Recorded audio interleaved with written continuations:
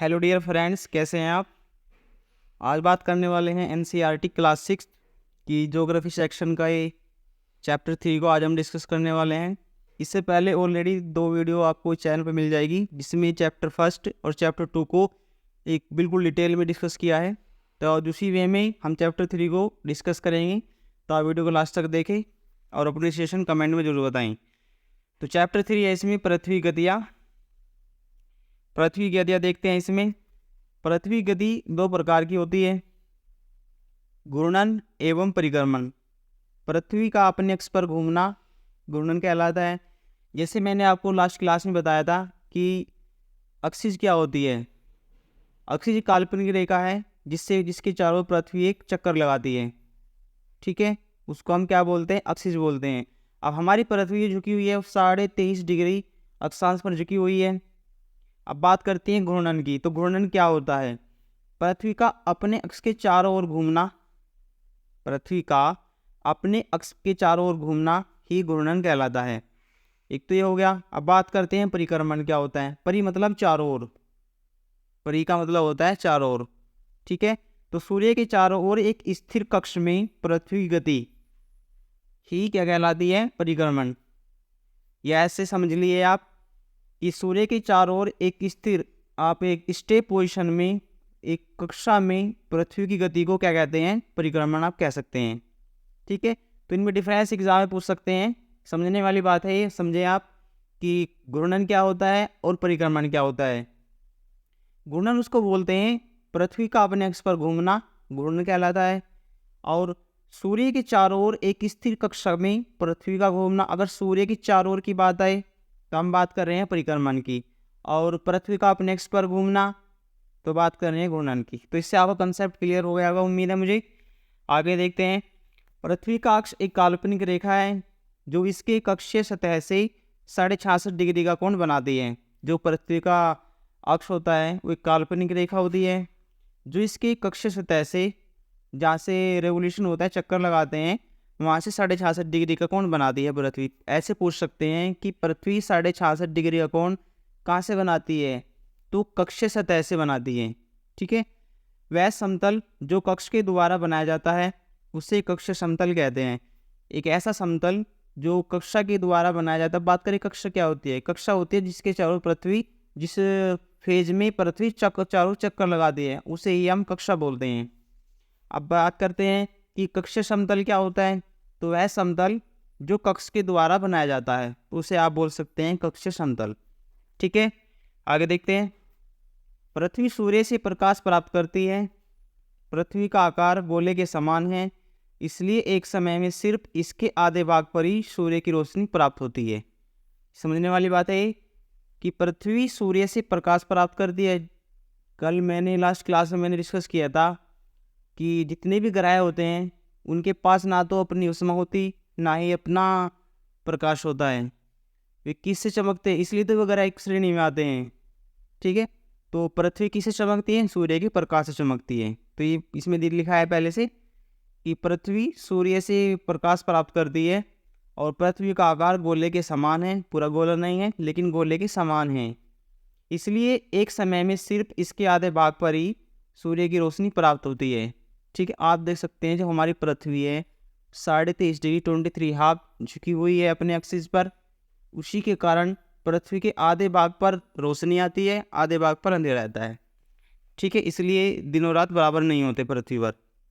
जबकि दूसरा भाग सूर्य से दूर होने के कारण वहाँ प्रतिदीप्ति वर्त बनता है, मतलब रात होती है वहाँ। ग्लोब पर वह वर्त जो दिन तथा रात को विभाजित करता है उसे प्रतिदीप्ति व्रत कहते हैं।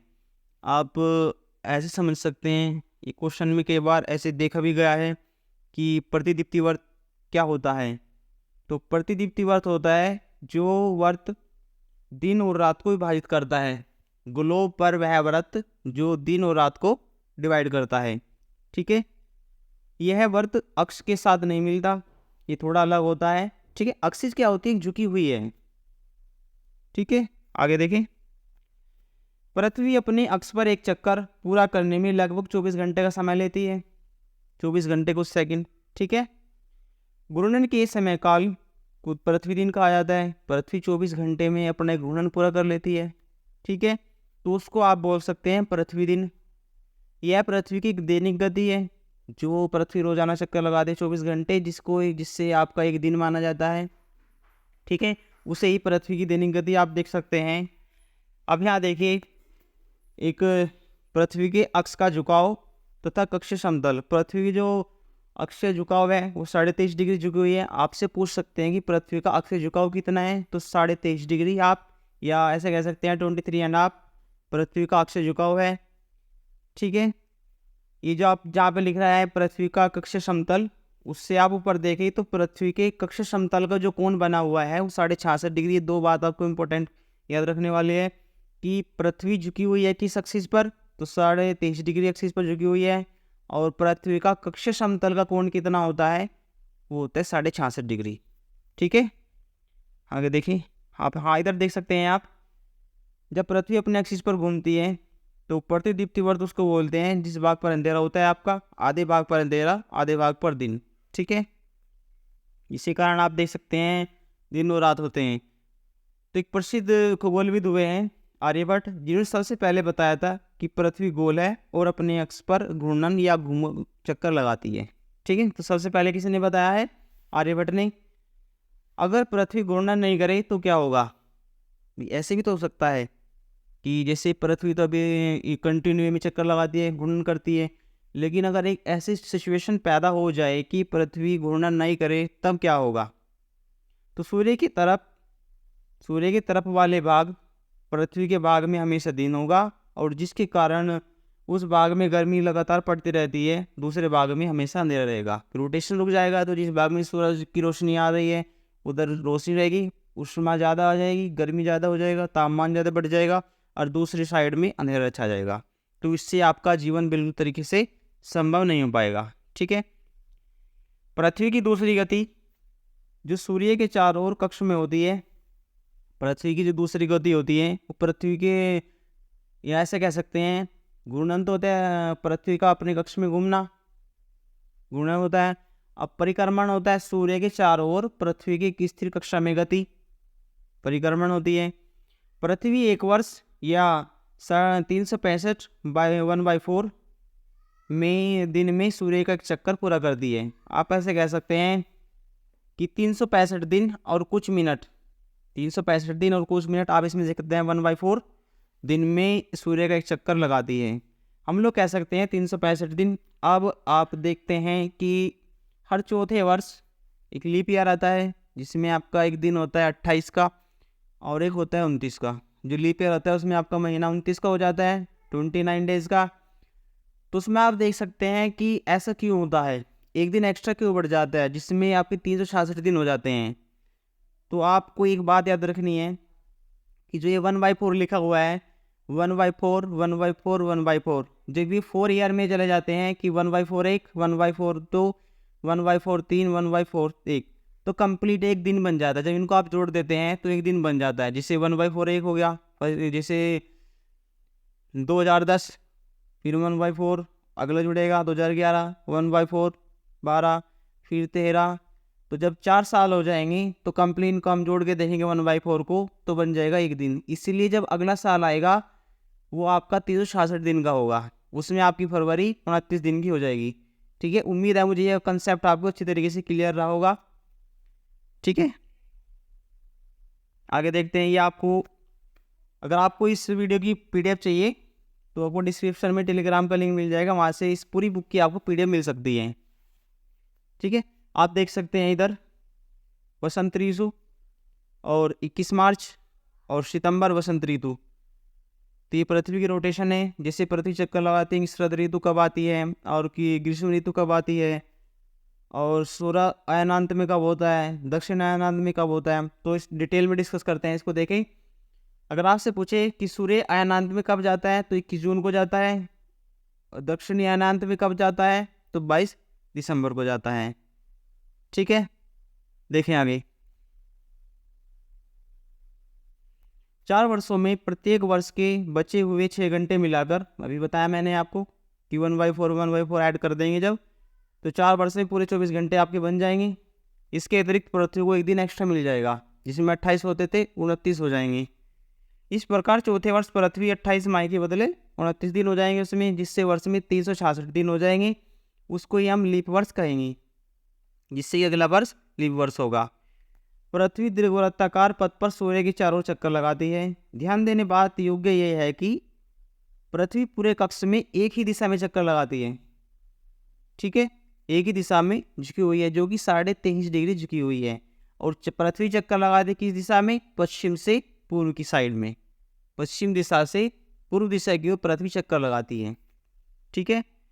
सामान्यतः एक वर्ष को गर्मी, सर्दी, वसंत, शरद ऋतु में बांटा जा सकता है। ऋतुओं में परिवर्तन सूर्य की चारों ओर पृथ्वी की स्थिति परिवर्तन के कारण होता है। अभी मैंने आपको बताया पृथ्वी 23.5 डिग्री झुकी हुई है, तो उसका जो रोटेशन होता है उसके अकॉर्डिंग ही आपके दिन और रात होते हैं। जिस साइड में आपकी सूरज की रोशनी होगी उधर आपका दिन, जिस साइड में सूरज की रोशनी नहीं पहुंच पाएगी उस साइड में आपका अंधेरा हो जाएगा, राइट। देखते हैं आगे। 21 जून को उत्तरी गोलार्ध सूर्य की तरफ झुकता है। 21 जून की जो तिथि आती है, जो सूर्य होता है वो उत्तरी गोलार्ध में आपका झुका हो जाता है। अभी आपको फिगर दिखाऊंगा दोबारा से। तो सूर्य की किरणें कर्क रेखा पर सीधी पड़ती है, देख सकते हैं आपको, अभी देख ले, देखिए आप देख सकते हैं इसमें जब 21 जून आता है तो सूरज की किरणें आपकी कर्क रेखा पर बिल्कुल सीधी पड़ती है, आप इधर देख सकते हैं। जब आपका 22 दिसंबर आता है तो सूरज की किरणें सीधी पड़ती है, ठीक है।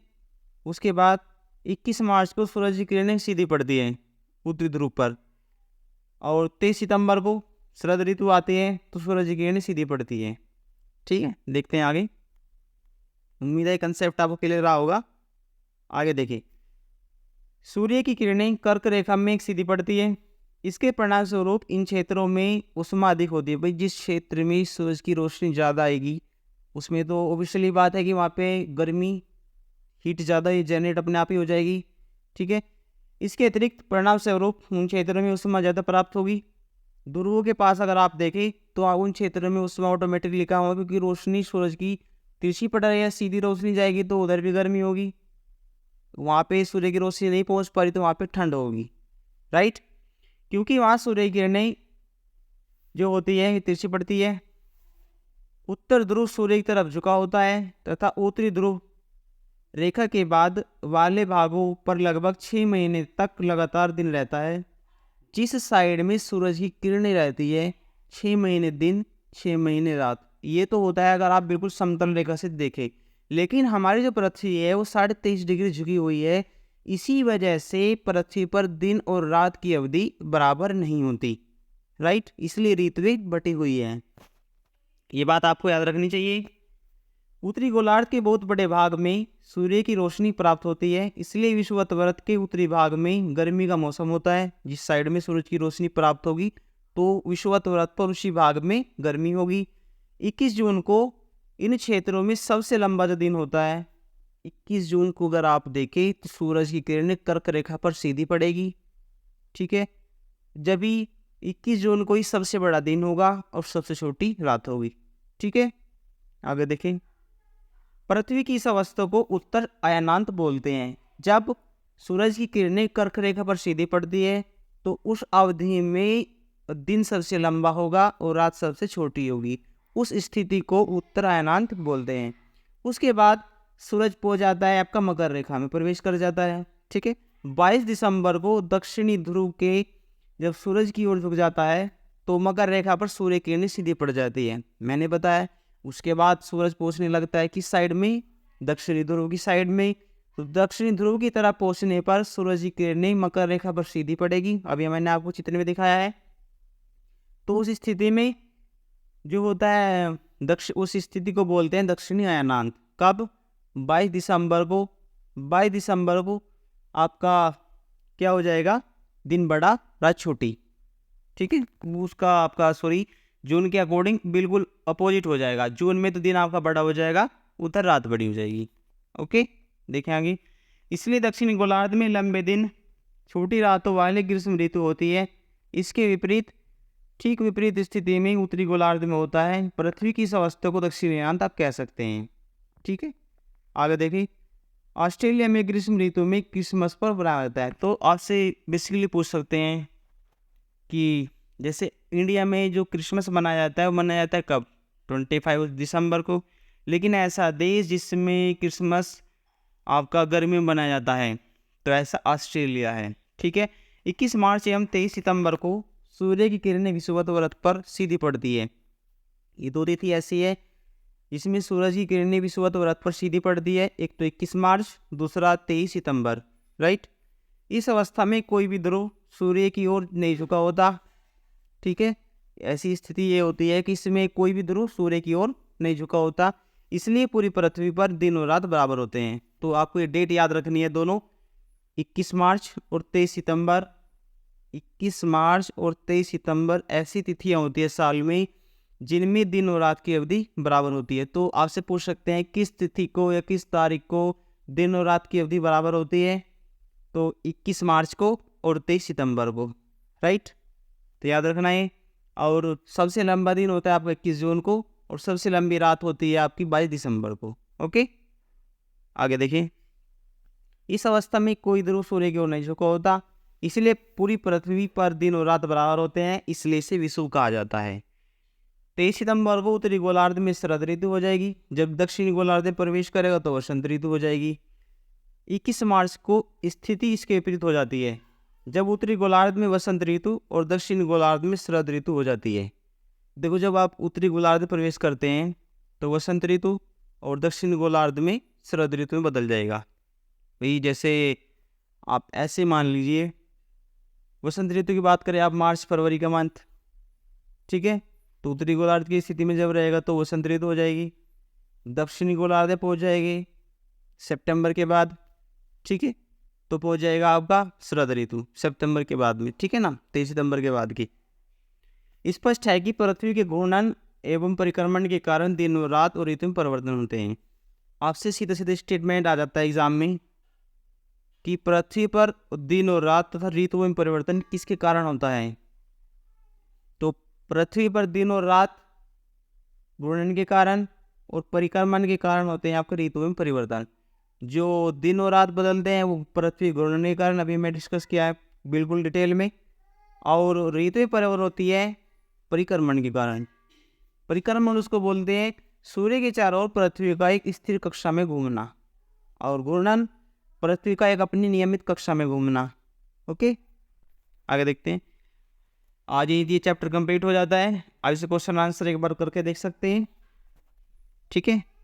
ये देखें, जैसे इसमें क्वेश्चन दिया है कि पृथ्वी की सूर्य की चारों ओर गति परिक्रमण कहा जाता है या घूर्णन या झुकाव, तो मैंने अभी बताया इसको परिक्रमण काल कहा जाता है। अगला क्वेश्चन दिया है इसमें सूर्य की सीधी किरणें विषुवत व्रत पर किस तिथि को पड़ती है, तो दो डेट मैंने आपको बताई है, एक तो 21 जून और एक 22 दिसंबर। तो इसमें जो सा हो वो देख सकते हैं आप, ठीक है। सीधी विषुवत व्रत पर कब पड़ेगी, तो आप देख सकते हैं इसमें ये पड़ेगी आपकी 21 मार्च को, जिसमें आपके दिन और रात हमेशा बराबर होते हैं। एक तो 21 मार्च को पड़ती है और 23 सितंबर को पड़ती है, जिसलिए दिन और रात हमेशा बराबर होते हैं। इन्हीं की वजह से गर्मी में क्रिसमस का पर्व कहाँ मनाया जाता है, तो मैंने बताया अभी ऑस्ट्रेलिया में मनाया जाता है। ऋतु में परिवर्तन पृथ्वी गति किस कारण से होती है, ऋतु में जो बदलती है तो किस कारण बदलती है, तो इसका आंसर हो जाएगा आपका परिक्रमण, राइट। कुछ बच्चों के मन में दिमाग क्वेश्चन आ रहा होगा क्वेश्चन 2 में, इसको एक बार डिटेल में क्लियर करते हैं अभी कि सूर्य की सीधी किरणें विषुवत व्रत पर किस दिन पड़ती है, ठीक है। तो इसका आंसर हो जाएगा आपका फर्स्ट 21 मार्च को, क्योंकि साल में दो तिथियां ऐसी होती है, एक तो 21 मार्च और एक 23 सितंबर, जिनको दिन और रात की अवधि बराबर होती है, उसमें कोई ध्रुव की और पृथ्वी झुकी नहीं होती, इसलिए सीधी पड़ती है। दूसरा जो ऑप्शन दिया है दूसरा 21 जून और 22 दिसंबर, ये दो तिथि ऐसी होती है। देखो 21 जून की बात करें तो 21 जून को सूरज कर्क रेखा पर सीधी किरण डालता है, 22 दिसंबर को मकर रेखा पर सूरज की किरण सीधी पड़ती है, उसको बोलते हैं दक्षिणी अयनांत। और जो 21 जून वाली तिथि होते हैं उसको बोलते हैं उत्तरी अयनांत, ठीक है। आगे दिया इसमें एक लीप वर्ष में दिनों की संख्या कितनी होती है, अभी मैंने बताया एक दिन जब 4 1 आप करके जोड़ देते हैं तो 366 दिन बन जाते हैं, ठीक है। पृथ्वी की प्रतिदिन की गति को क्या कहा जाता है, तो घूर्णन। तो 24 घंटे में एक पूरी गति पूरा करते हैं पृथ्वी एक दिन में। पृथ्वी गति पश्चिम से पूर्व की ओर, ये आपको पता होना चाहिए। 21 जून को सूर्य की किरणें किस रेखा पर सीधी पड़ती है, अभी बताया मैंने, तो ये कर्क रेखा पर सीधी पड़ेगी। ऋतु में दिन छोटे कब होते हैं, तो शरद ऋतु में आपके दिन छोटे हो जाएंगे, जो सर्दी पड़ती है, वो इसलिए बताया आपको। ओके, उम्मीद है चैप्टर आपको अच्छा लगे। Thank you.